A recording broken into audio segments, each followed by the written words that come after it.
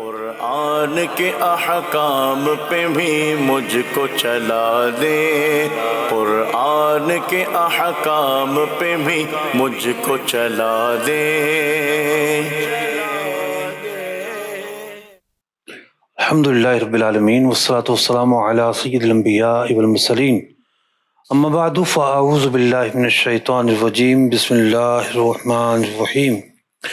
محترم ناظرین کرام، آیات احکام جو ہیں وہ کسی صورت میں ایک ہوتی ہیں، کسی میں دو، کسی میں زیادہ، اور خاص طور پر جو مکی صورتیں ہیں ان میں آیات احکام بہت ہی کم ہوتی ہیں، کیونکہ مکہ مکرمہ میں کچھ بنیادی احکام تو نازل ہو چکے تھے۔ البتہ یہ ہے کہ بہت سارے شریعت کے ابواب، عنوان اور موضوعات اور شعبہ جات زندگی ایسے ہیں کہ وہ مدنی جو زندگی ہے نبی مکرم صلی اللہ علیہ وسلم کی، وہ احکام اس زندگی میں نازل ہوئے۔ آج ہمارے پیش نظر سورہ قمر ہے۔ سورہ قمر جو ہے، اس سے ایک آیت مبارکہ ایسی ہے جس کا انتخاب کیا ہے ہم نے، مفسرین نے انتخاب کیا ہے بطور آیت احکام کے۔ تو چونکہ سورۃ مبارکہ میں فرمایا گیا اقتربت الساعۃ وانشق القمر، کہ قیامت قریب آ گئی اور چاند شق ہو گیا، تو قمر کا یہاں پر ذکر ہے، اور قمر کے ذکر کی وجہ سے اس آیت کا نام سورہ قمر رکھا گیا۔ اچھا، یہ ضروری نہیں ہوتا، جیسے حضرت موسیٰ علیہ السلام کا ذکر پتہ نہیں کتنی صورتیں ان کے اندر موجود ہے، اور بہت سارے افراد کا اور بہت ساری چیزوں کا بہت ساری صورتوں میں ذکر ہے۔ اصل یہ ہے کہ یہ نام اللہ اور اس کے رسول کی طرف سے رکھے گئے ہیں۔ تو ایک مناسبت بیان کی جاتی ہے کہ بھئی یہ نام کیوں ہیں، وجہ کیا ہے۔ جیسے سورہ بقرہ ہے، تو سورہ بقرہ کے اندر عربی میں بقرہ کہتے ہیں گائے کو، قاف ہے نا، کلفے والا قاف، بقرہ۔ تو چونکہ اس میں گائے کا ایک تفصیلی واقعہ موجود ہے کہ گائے کو ذبح کرنے کا حکم دیا تو بنی اسرائیل نے سوال کرنا شروع کر دیے، تو یوں بنی اسرائیل کا وہاں مزاج بیان کیا گیا، ان کا انداز بیان کیا گیا، ان کی نافرمانی کے جو طریقے ہیں وہ بیان کیے گئے، اور اس کی وجہ سے وہ کس طرح پھنستے چلے جاتے تھے، اس تفصیلی واقعے میں اس بات کو بیان کیا گیا۔ ایک بڑا مرکزی واقعہ تھا۔ تو سورہ بقرہ جو کہ 2 سے زیادہ سپاروں پر مشتمل ہے، تو اس سورت کا نام سورہ بقرہ پڑ گیا، حالانکہ اس میں اور بہت سارے واقعات، بہت ساری اہم باتیں بیان کی گئی ہیں۔ تو قمر، قرآن پاک نے، یعنی قمر کہتے ہیں چاند کو، قرآن پاک نے چاند کو جو ہے بہت ساری جگہوں میں بیان کیا ہے، چاند کے نظام کو، دیگر اعتبار سے چاند کو، اور یہاں تک کہ پوری سورت جو ہے اس کا نام سورہ قمر پڑ گیا۔ نبی مکرم صلی اللہ علیہ وسلم کی حیات طیبہ میں ایک معجزہ مکی زندگی میں ظاہر ہوا، اس معجزے کا نام ہے شق قمر، یعنی کفار نے آپ کو معجزہ دکھانے کا کہا تو نبی مکرم صلی اللہ علیہ وسلم نے چاند کی طرف انگلی فرمائی اور چاند 2 ٹکڑے ہو گیا۔ جو جبل ابو قبیس کی پہاڑی ہے، آدھا چاند جو ہے وہ اس طرف تھا اور آدھا چاند اس طرف تھا، بلکہ جبل ابو قبیس پر آپ تشریف فرما تھے، اس جگہ پر مسجد بنائی گئی، مسجد ہلال کے نام سے۔ آج کل تو ایک بڑا سارا پیلس وہاں بنا دیا گیا ہے، ہو سکتا ہے مسجد اس کے اندر ہی شامل ہو گئی ہو، لیکن جب ترکوں کی حکومت تھی تو یہاں پر وہ مسجد موجود ہوا کرتی تھی۔ حضرت عبداللہ بن مسعود رضی اللہ تعالیٰ بیان کرتے ہیں کہ رسول اکرم صلی اللہ علیہ وسلم کے عہد میں چاند 2 ٹکڑے ہو گیا۔ نبی مکرم صلی اللہ علیہ وسلم نے ارشاد فرمایا تم گواہ ہو جاؤ۔ بخاری، مسلم، ترمذی، بہت ساری کتابوں میں جو ہے وہ یہ حدیث بیان کی گئی ہیں۔ اب یہ جو واقعہ ہے چاند کے 2 ٹکڑے ہونے کا، احادیث مبارکہ میں تواتر کے ساتھ، احادیث مبارکہ میں کثرت کے ساتھ وارد ہوا، موجود نقل کیا گیا، اور بعض محدثین کی رائے یہ ہے، بعض علماء کی رائے یہ ہے کہ یہ واقعہ تواتر کے ساتھ مروی ہے۔ بعض نے کہا کہ نہیں، تواتر ثابت نہیں ہو رہا۔ تواتر یہ ہوتا ہے کہ ہر زمانے میں اتنے لوگ اس واقعے کو بیان کریں، کسی بھی واقعے کو بیان کریں یا کسی بھی بات کو بیان کریں جن کا جھوٹ پر جمع ہونا محال ہے۔ تو یوں ایک فنی بحث محدثین کے یہاں پائی جاتی ہے کہ حد تواتر، یعنی تواتر اعلیٰ ترین درجہ ہوتا ہے کسی بھی روایت کا، لیکن انکار کہیں بھی نہیں ہے۔ بخاری، مسلم، ترمذی، سیاستہ میں حدیث موجود ہیں، انکار کسی نے نہیں کیا۔ اچھا ناظرین کرام، میں نے بہت ساری کتابیں شک قمر پر پڑھیں۔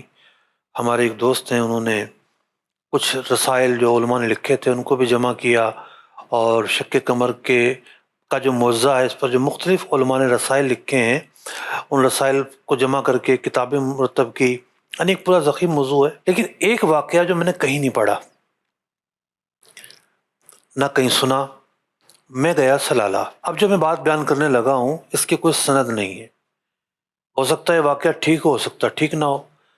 میں اپنے تجربات کے طور پر اس کو بیان کر رہا ہوں، مشاہدات کے طور پر کہ میں نے کیا دیکھا۔ مجھے پتہ چلا کہ وہاں پر ایک مزار شریف ہے۔ سلالہ جو ہے عمان کا ایک شہر ہے، اور یوں کہیے کہ عمان بہت بڑا ملک ہے، رقبے کے اعتبار سے بہت بڑا ملک ہے۔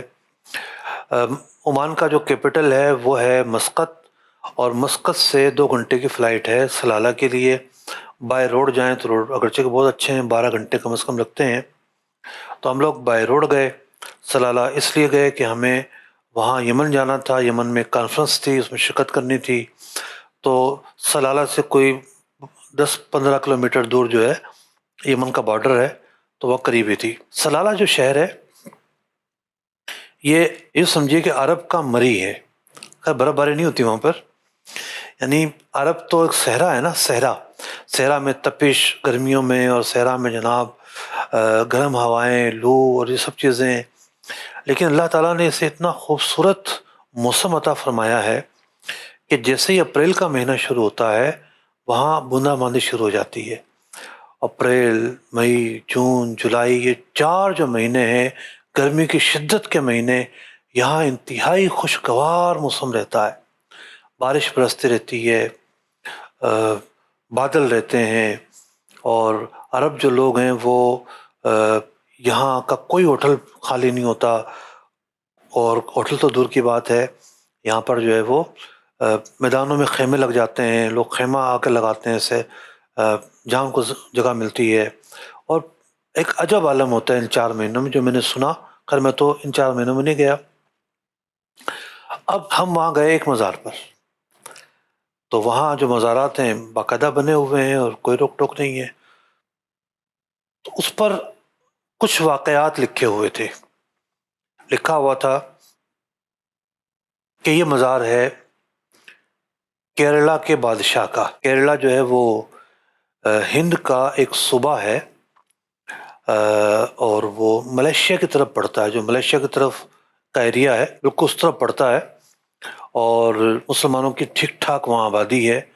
اور وہاں کے جو مسلمان ہیں، یو پی کے جو مسلمان ہیں، جو یو پی جو ہے ہند کا علاقہ جہاں اردو پلی بڑھی اور بڑی ایک اسٹینڈرڈ اردو وہاں پائی جاتی ہے۔ کیرلا ذرا مختلف ہے، کیرلا کے جو رہنے والے لوگ ہیں ان کو اردو مشکل سے آتی ہے، اور ان کی اپنی ایک زبان ہے، انگلش بہت اچھی بولتے ہیں، پڑھے لکھے لوگ ہیں اور بہت ایجوکیٹڈ لوگ ہیں۔ امارات کے اندر جتنے بھی ہوٹل ہیں، زیادہ تر ہوٹل جو ہیں متوسط درجے کے، تو کیرلا کے جو لوگ ہیں وہی یہ کام کرتے ہیں۔ بڑے بڑے اہل سنت کے مدارس بھی ہیں الحمدللہ وہاں پر، بہت بڑے بڑے مدارس، اتنے بڑے مدارس کہ آپ اس کی جو ہے وہ توقع نہیں کر سکتے۔ 100-200 ایکڑ میں پھیلے ہوئے مدارس وہاں اہل سنت کے الحمدللہ موجود ہیں۔ تو کیرلا کے بادشاہ کا وہاں یہ مقبرہ تھا، مزار تھا، اور بتایا گیا کہ یہ بادشاہ عہد رسالت میں موجود تھے، اور انہوں نے اپنی آنکھوں سے چاند کو 2 ٹکڑے ہوتے ہوئے دیکھا، اور اس کے بعد کچھ قافلے آئے عربوں کے، تو ان سے پتہ کیا، تو پتہ چلا کہ نبی آخر الزمان صلی اللہ علیہ وسلم کی آمد ہو چکی ہے۔ تو یہ وہاں چلتے ہیں، مکہ مکرمہ پہنچتے ہیں، حضور اکرم صلی اللہ علیہ وسلم پر ایمان لے کر آتے ہیں، اور واپس آ رہے تھے تو اس جگہ ان کا انتقال ہو جاتا ہے۔ اب ان کی تلاش میں ان کے پوتے جو ہیں وہ آتے ہیں، اور پتہ چلتا ہے کہ جناب یہاں ان کا انتقال ہوا ہے، یہاں تدفین ہوئی ہے۔ وہ شہر میں آتے ہیں اور آ کر 3 دعائیں مانگتے ہیں، جو وہاں میں نے ان کے مزار پر جو تفصیلات لکھی ہوئی دیکھی میں وہ بیان کر رہا ہوں۔ یہ واقعہ میں نے کسی کتاب میں نہیں پڑھا، کہیں بھی نہیں پڑھا، وہاں جا کے دیکھا، لکھا ہوا ہے۔ سچ بھی ہو سکتا اور جھوٹ بھی، اگر سچ مانا جائے تو شریعت کے کسی قاعدے اصول ضابطے سے نہیں ٹکراتا، کوئی اس واقعے میں ایسی بات نہیں ہے کہ کسی اصول سے ٹکراتا ہو۔ تو اب جب ان کے پوتے آئے تو وہاں پہنچے اور انہوں نے 3 دعائیں کی، یہ بھی مسلمان ہوئے کہ اے اللہ میری جو موت ہے اس سرزمین پر آئے، انہیں اپنے دادا سے بڑی محبت تھی، اور دوسرا یہ کہ اے اللہ اس خطے کا جو موسم ہے میرے ملک کے موسم کی طرح کر دے، اور تیسری دعا یہ مانگی کہ میرے ملک کے جو سوگاتیں ہیں، یعنی کیرلا میں جو ہے وہ ناریل بہت زیادہ ہوتا ہے، کیلے ہوتے ہیں، وہ سوگاتیں جو ہیں وہ اس علاقے میں پیدا فرما دے۔ تو یہ جو مزار ہے یوں جو ہے نا وہ گھرا ہوا ہے ناریل کے درختوں سے، کیلے کے بڑے بڑے درخت، کوئی یہ سمجھیے کہ آپ 20-20 فٹ اونچے درخت، اور کئی میل تک ایک روڈ، یہ جو مزار کے ساتھ روڈ ہے اس روڈ پر چھوٹے چھوٹے کیبن لگے ہوئے ہیں جہاں کیلے اور ناریل بک رہے ہیں، یہ عرب کے اندر۔ اس ایریے کے علاوہ یہ سوگات پورے عرب میں نہیں ہے، پورے عرب میں نہیں ہے۔ اتنا بعض اوقات آپ واقعات کو ذرا حقائق سے میچ کر کے دیکھتے ہیں تو حقائق بھی کہہ رہے ہیں کہ ہاں معاملہ تو اچھا۔ پھر خود سلالہ میں بھی میں کئی ایریاز میں، ڈیفرنٹ ایریاز میں گیا، حضرت صالح علیہ السلام سے منسوب مزار تھا، کوئی 80 کلومیٹر دور اس طرف بھی گئے، پھر یمن کے بارڈر کی طرف بھی گئے، حضرت ایوب علیہ نبی علیہ السلام سے منسوب مزار ہے وہ ایک دوسری جانب ہے، وہاں بھی گئے۔ یہ کیلے ناریل اس ایریے کے سوا کہیں نظر نہیں آئے۔ تو یہاں کا جو موسم ہے جس پر وہاں کے لوگ فخر کرتے ہیں، اور پورے عرب میں ایسا موسم نہیں پایا جاتا، تو ایک عجب واقعہ، کیا عجب ہے کہ واقعہ صحیح ہو، درست ہو۔ تو شق قمر سے متعلق یہ ایک واقعہ تھا، تو میں نے کہا میں چلیں اس کی بھی کچھ جو میں نے دیکھا وہ بیان کیا ہے۔ سند کے اعتبار سے تو واقعہ کوئی پڑھا نہیں ہے، میرا مطالعہ کافی وافی تو ہے نہیں کہ ساری کتابیں جو لکھی گئی میں نے پڑھ لی ہوں، ہو سکتا ہے کسی وقت آئندہ پڑھوں، یا ہوتا یہ ہے کہ میں نے ایک کتاب پڑھی ہے، کسی اور عالم نے دوسری کتاب پڑھی ہے، کسی اور نے تیسری کتاب پڑھی ہے، تو یوں علم بھی جو ہے اجتماعی کوششوں کی صورت میں ہم تک پہنچ رہا ہے۔ تو یہ بات سن کر ہو سکتا ہے کوئی آ جائے کہ بھئی میں نے پڑھا ہوا یہ واقعہ فلاں کتاب میں، عین ممکن ایسا ہو۔ تو شق قمر، اس میں کوئی شک نہیں ہے کہ نبی مکرم صلی اللہ علیہ وسلم کا یہ معجزہ ظاہر ہوا۔ بھئی اس معجزہ ظاہر ہونے میں عقل کے خلاف کیا بات ہے؟ کوئی بات نہیں ہے، چاند اللہ کا بنایا ہوا ہے، اللہ کی مخلوق ہے، اللہ کے محبوب اللہ کے حکم سے چاند کو جب حکم دیں تو چاند کی کیا مجال ہے کہ جو حکم دیا جائے اس کی خلاف ورزی کریں؟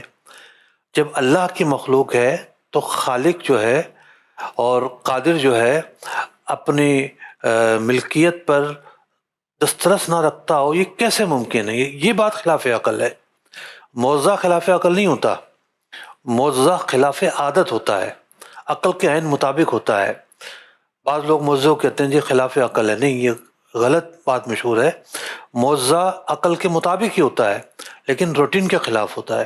اصحاب کہف جو ہے 300 سال تک سوتے رہے بغیر کچھ کھائے پیے۔ روٹین یہ ہے کہ انسان بغیر کچھ کھائے پیے ایک عرصے تک زندہ رہ سکتا ہے، اس کے علاوہ نہیں، لیکن اللہ تعالیٰ نے محتاج کیا نا جسم کو کھانے پینے کا۔ اللہ تعالیٰ چاہے تو محتاج نہ کرے، بے نیاز کر دے۔ حضرت یونس علیہ نبی علیہ السلام کیا مچھلی کے پیٹ میں نہیں رہے؟ وہ بھی تو رہے نا۔ تو یوں ایک ہوتی ہے روٹین، اسباب کا محتاج ہونا، اور ایک ہوتا ہے اس کے بغیر جو ہے نا وہ انسان رہے تو رہ سکتا ہے، اس میں کوئی بات نہیں ہے۔ سورہ قمر باتیں تو بہت ساری ہیں بیان کرنے کے لیے، سورۃ مکی ہے۔ ہم نے سورۃ مبارکہ میں ایک آیت مبارکہ کا انتخاب کیا ہے، آئیے اس کی تلاوت اور ترجمہ سنتے ہیں۔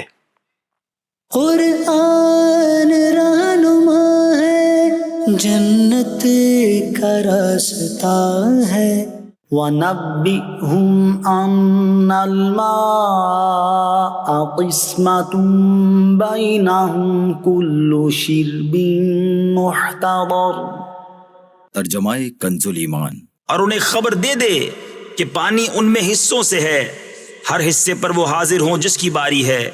حضرت صالح علیہ نبی علیہ السلام ان کا معجزہ یہ تھا کہ ایک اونٹنی ظاہر کی گئی، اور وہ جو اونٹنی ظاہر کی گئی وہ ان کا ایک معجزہ تھا کہ کس طرح وہ پہاڑ سے ظاہر ہوئی۔ اب اس اونٹنی کے بڑے عجائبات تھے، بہت عجائبات تھے۔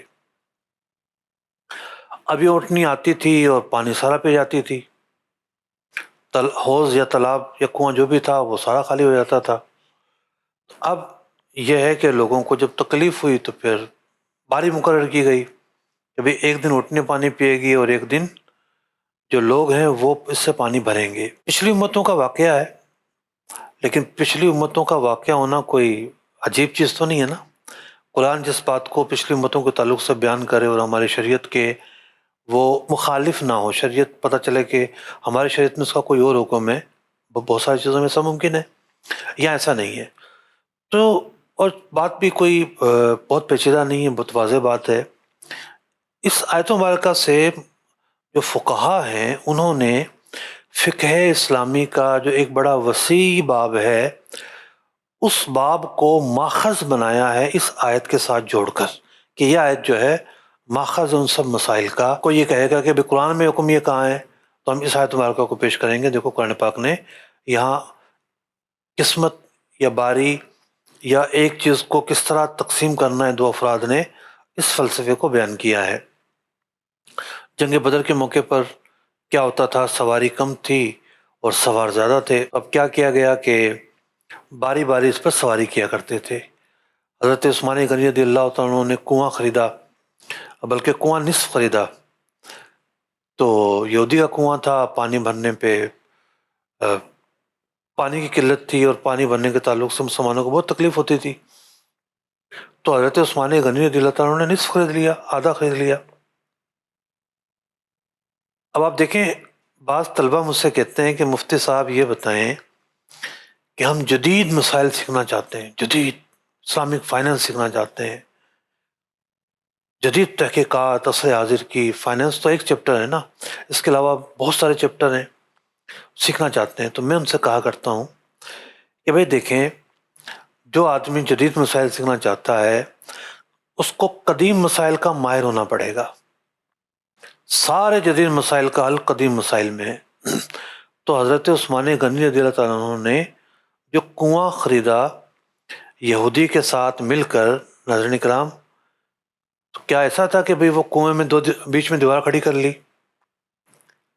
نہیں، اس کنویں کے اندر کنویں کا شیئر خریدا تھا انہوں نے۔ مطلب جب مشترکہ چیز لی جاتی ہے تو وہ مشترکہ چیز دو طرح کی ہوتی ہے۔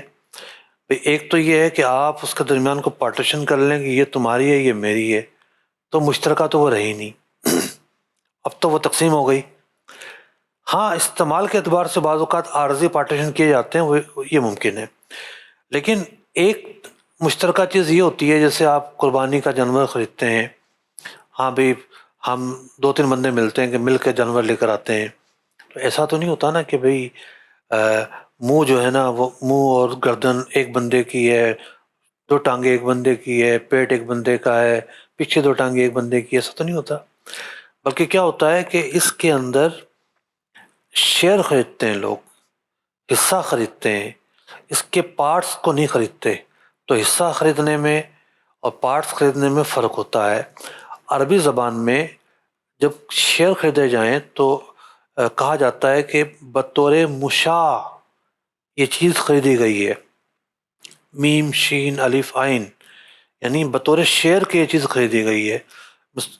تو آج کی جو شیئر مارکیٹ کا کام ہے اس کے اندر کیا ہوتا ہے کہ مثال کے طور پر پی آئی اے کمپنی ہے، پی آئی اے کمپنی یہ کہتی ہے کہ بھئی مجھے پیسہ چاہیے اور میری کمپنی میں شامل ہو جائیں، میں اپنا 20% حصہ بیچنا چاہتی ہوں، اگر یہ کمپنی کہتی ہے تو یہ اسٹاک میں جائے گی، 20% شیئر کی ویلیو مقرر ہوگی، ایک قیمت مقرر ہوگی اور لوگ اس کو خرید لیں گے، مطلب یہ تو نہیں ہے نا کہ وہ پی آئی اے کے جہاز کے پورے مالک ہو جائیں گے، بلکہ بطور کمپنی جو بھی اثاثہ ہے جہاز سمیت تمام کے تمام اثاثے میں ان کی جو چھوٹی سی رقم ہے اس کے مطابق ان کی ملکیت پائی جائے گی۔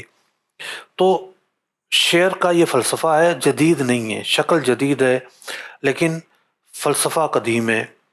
حضرت عثمان غنی رضی اللہ تعالیٰ عنہ جب کنواں خریدتے ہیں تو کیا ہوتا ہے کہ اس کا شیئر خریدتے ہیں، آدھا شیئر ان کا ہوتا ہے، آدھا یہودی کا ہوتا ہے۔ اب اس کو ہمارا آج کا اصل عنوان یہ ہے کہ مشترکہ جب چیز ہو جائے تو اس کو استعمال کیسے کیا جائے گا۔ تو ان حضرات قدسیہ نے یہ اصول طے کیا کہ جناب ایک دن جو ہے وہ یہودی استعمال کرے گا اور ایک دن حضرت عثمان غنی رضی اللہ تعالیٰ استعمال کریں گے۔ اب حضرت عثمان غنی رضی اللہ تعالیٰ کے پاس جب ایک دن آتا تو وہ سارے مسلمانوں کو اجازت دے دیتے، ہمیں پانی بھر لو۔ اب مسلمان پانی بھر لیتے تو یہودی تو دیکھتا رہ جاتا، یہ کیا ہوا؟ میرا مقصد تو یہ تھا کہ میں نے اتنا مہنگا کنواں بیچا کہ یہ آدھا خرید کے بھی میرے ہی محتاج رہیں گے۔ بالآخر جو بھی صورت بنی پورا کنواں جو ہے اس نے بیچ دیا۔ اور یہ جو مبارک کنواں ہے جو حضرت عثمان غنی رضی اللہ عنہ کی سخاوت کی ایک اعلیٰ مثال اور صدقہ جاریہ کے طور پر آج بھی جو ہے وہ مدینہ منورہ میں بیر عثمان کے نام سے مشہور ہے۔ مسجد قبلہ تین کے نزدیک ہی یہ کنواں موجود ہے اور آج بھی یہ کنواں اور ایک باغ میں ہے اور باغ اسی سے سیراب ہوتا ہے۔ خلوص جو ہوتا ہے نا وہ جاری رہتا ہے، خلوص میں بڑی پاور ہوتی ہے، خلوص مرتا نہیں ہے، یہ بات یاد رکھنے کی ہے۔ لوگ آتے ہیں جاتے ہیں چلے جاتے ہیں، جو کام خلوص سے کیا جائے وہ باقی رہتا ہے، اس کا نفع باقی رہتا ہے، اس کا ثواب بھی بہت ساری صورتوں میں باقی رہتا ہے۔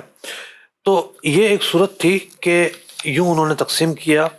تو اب معاملہ یہ ہے کہ کوئی شخص جو ہے نا وہ دو افراد مل کے گھر خریدیں، چلے بھائی دو افراد نے مل کے گھر خرید لیا، اب اس کو استعمال کرنے کی کیا صورتیں بنیں گی؟ یہ جو چیپٹر ہے اسے عربی میں کہتے ہیں محایات۔ محایات پرانے زمانے میں پنچکیاں چلتی تھیں، دو آدمی مل کے خرید لیں اور اگر وہ کرائے پر دیے تو دونوں اس کا کرایہ لیتے تھے، تو مختلف صورتیں بنتی تھی۔ گھر خریدا ہے تو گھر جو ہے اگر کرائے پر دیتے ہیں تو دونوں اس کے مالک ہوں گے، لیکن کرائے پہ اگر نہیں دیتے، دونوں استعمال کرنا چاہتے ہیں، تو ایک طریقہ تو یہ ہے کہ ایک اوپر کے چبارے پہ لے ایک نیچے رہ لے۔ گھر چھوٹا ہے تو ایک کمرے میں لے، دوسرے کمرے میں لے، اور بھی چھوٹا ہے ایک ہی گودام ہے، ٹھیک ہے، تو کچھ عرصہ یہ استعمال کرے کچھ عرصہ وہ استعمال کرے۔ تو یوں مشترکہ چیز کو کیسے استعمال کیا جائے یہ پورا ایک چیپٹر ہے فقہ اسلامی کے اندر، اس پر تفصیلی بحث ہے۔ اور مجلۃ الاحکام العدلیہ جو اس کے سلطنت عثمانیہ میں کتاب لکھی گئی، اس کے اندر محایات کا بہت تفصیلی باب جو ہے وہ موجود ہے۔ باقی جو متداول کتب ہیں ان سے زیادہ اس کے اندر تفصیل موجود ہے کیونکہ بہت زیادہ پیش آنے والے مسائل تھے۔ تو کس طرح استعمال کیا جائے؟ اچھا، یہاں محایات کے اندر فقہاء نے بیان کیا کہ یہ باریاں وہیں آ سکتی ہیں جہاں اصل چیز برقرار رہے۔ مثال کے طور پر جانور خریدا دو آدمیوں نے مل کے، اب اس جانور کا جو بینیفٹ ہے وہ ہے دودھ۔ اب دودھ جو ہے وہ جو بھی لے گا وہ تو فنا ہو جائے گا، تو پھر کئی طریقے بنتے ہیں۔ ایک تو یہ ہے کہ اس کو سیر کے حساب سے یا وزن کے حساب سے فارمولہ بنایا جائے کہ بھئی ٹھیک ہے اس میں سے جتنا بھی نکلے گا ہم وزن کے حساب سے تقسیم کریں گے، اتنا تم رکھو گے اتنا میں رکھوں گا۔ اور بھی کئی طریقے ایسے ہیں جو فقہاء کرام نے اس زمن میں بیان کیے ہیں۔ آج جو ہمارا زرعی نظام ہے، کھیتی باڑی کا جو نظام ہے،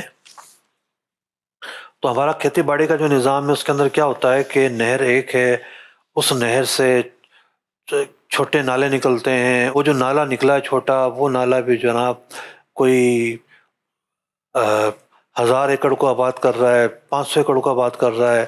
اب لوگ اس نالے کے سے کس طرح استفادہ کرتے ہیں، گھنٹے باندھے جاتے ہیں، گورنمنٹ کی طرف سے مقرر ہوتا ہے فارمولہ۔ عام طور پر فارمولہ یہ ہوتا ہے کہ میرے خیال سے 75% کو سامنے رکھا جاتا ہے، 25% کو سامنے نہیں رکھا جاتا. کہ مثال کے طور پر کسی کی 100 ایکڑ زمین ہے تو اس کا جب پانی مقرر ہوگا سرکاری سطح پر تو کہا جائے گا کہ 75 ایکڑ آپ کی زمین شمار کر کے آپ کو پانی دیا جائے گا. تو یوں پھر اس کے گھنٹے مقرر ہوں گے اس کی زمین کو دیکھتے ہوئے کہ بھی آپ کو اتنے گھنٹے پانی ملے گا. تو سردی ہو گرمی ہو، چونکہ میرے والد ماجد بھی کسان تھے، ہماری تھوڑی سی زمین بھی ہے، تو اب تو کرائے پر چل رہی ہے، ایک عرصہ ہو گیا.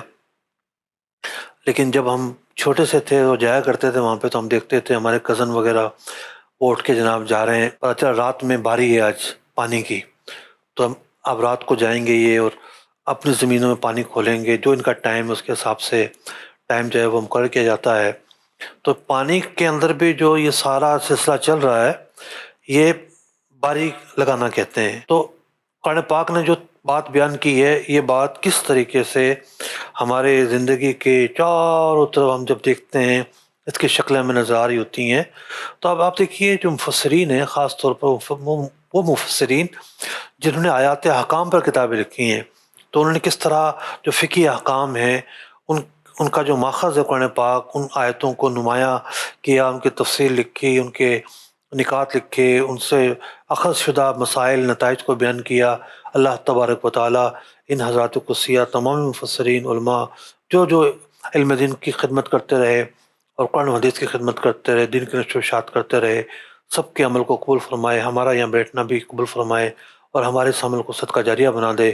آمین بجاہ النبی الامین صلی اللہ تعالی علیہ وسلم. قرآن کے احکام پہ بھی مجھ کو چلا دے، قرآن کے احکام پہ بھی مجھ کو چلا دے.